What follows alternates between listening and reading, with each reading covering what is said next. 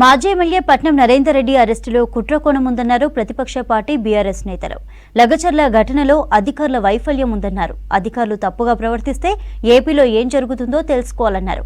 ఈ 9 నెలల కాలంలో ఎవరు కుట్ర చేస్తున్నారో ప్రజలు గమనిస్తున్నారన్నారు. రిమాండ్ రిపోర్టులో కేటీఆర్ పేరుందని చెప్పడం అబద్ధమన్నారు నేతలు.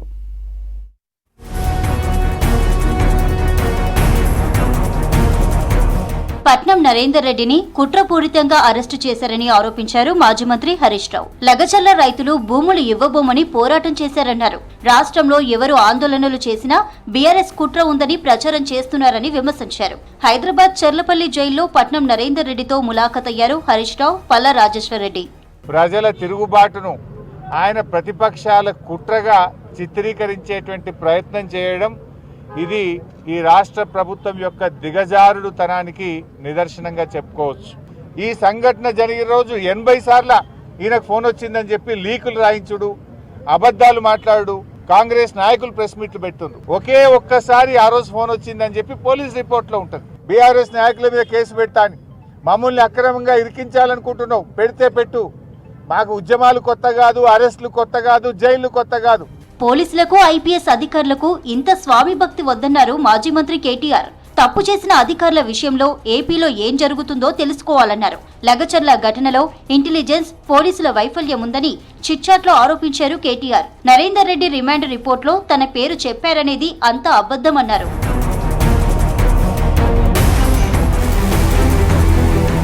లగచర్లలో కుట్ర ఎవరిదని ఎక్స్ వేదికగా సీఎం రేవంత్ ను ప్రశ్నించారు కేటీఆర్. మీకు ఓటేసిన పాపానికి వారి భూములను కాజేయాలనుకోవడం కుట్ర కాదా అని అన్నారు.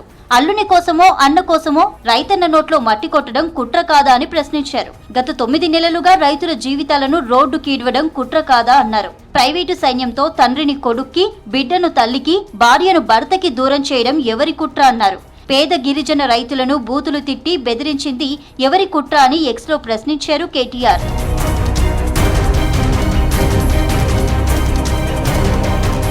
లగచర్లలో పర్యటించిన మాజీ మంత్రి సబిత బాధిత కుటుంబాలతో మాట్లాడారు.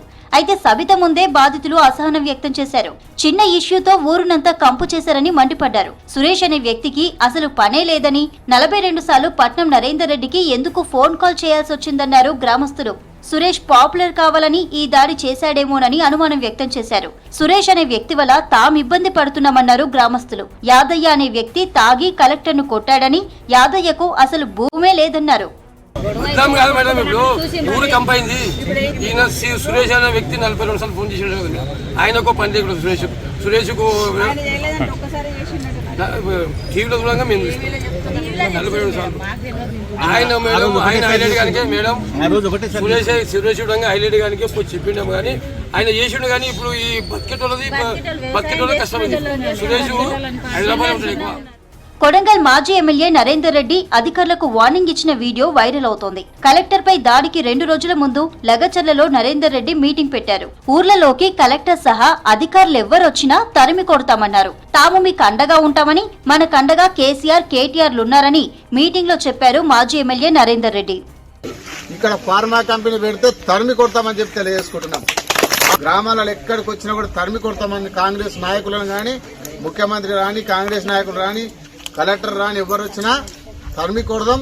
ఎవరు కూడా మీకు అందరికి కూడా మీకు అండగా ఉంటాం. నేను అండగా ఉంటా, బీఆర్ఎస్ పార్టీ అండగా ఉంటది, కేటీఆర్ గారు అండగా ఉంటారు, హరీష్ రావు గారు అండగా ఉంటారు, కేసీఆర్ గారు కూడా అండగా ఉంటారు.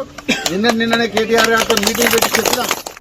ఇక సీఎం రేవంత్ రెడ్డికి కేటీఆర్ ను అరెస్టు చేయాలనే ఫోబియా పట్టుకుందన్నారు బీఆర్ఎస్ మాజీ మంత్రులు వేముల ప్రశాంత్ రెడ్డి, నిరంజన్ రెడ్డి. కేటీఆర్ పట్నం నరేందర్ రెడ్డితో ఫోన్లో మాట్లాడారని తప్పుడు ప్రచారం చేస్తున్నారని అన్నారు. లగచర్ల ఘటనలో స్థానిక ఎమ్మెల్యే వైఫల్యం ఉందన్నారు. సీఎం అసెంబ్లీ సెగ్మెంట్లో ఫార్మసిటీ కోసం రైతులని ఒప్పించలేకపోయారని అన్నారు.